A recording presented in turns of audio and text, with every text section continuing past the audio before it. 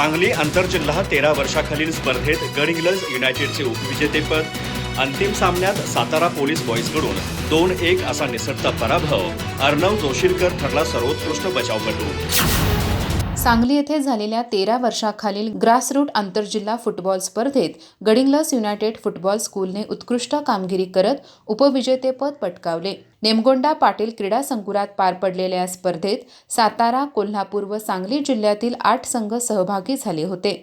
अंतिम सामन्यात गडहिंग्लज युनायटेडला सातारा पोलीस बॉईजकडून 2-1 असा निसटता पराभव स्वीकारावा लागला।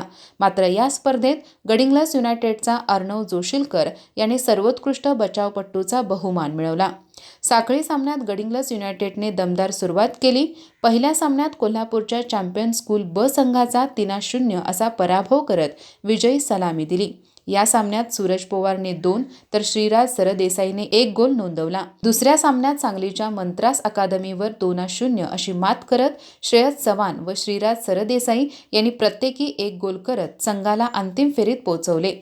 अंतिम सामना गडहिंग्लज युनायटेड व सातारा पोलीस बॉईज यांच्यात अत्यंत चुरशीचा झाला।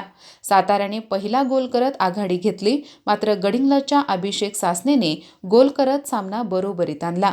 त्यानंतर सामन्याच्या शेवटच्या टप्प्यात सातारा संघाने निर्णायक गोल करत विजेतेपद पटकावले।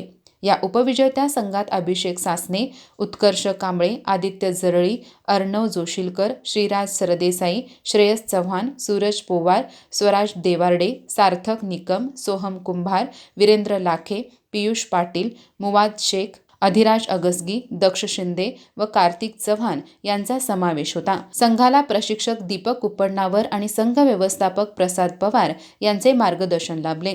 या यशाबद्दल युनायटेडचे अध्यक्ष सुरेश कोळकी व उपाध्यक्ष सतीश पाटील यांनी खेळाडूंचे अभिनंदन केले। अधिक माहिती आणि ताज्या घडामोडींसाठी आजच आमचे चॅनल सबस्क्राइब करा।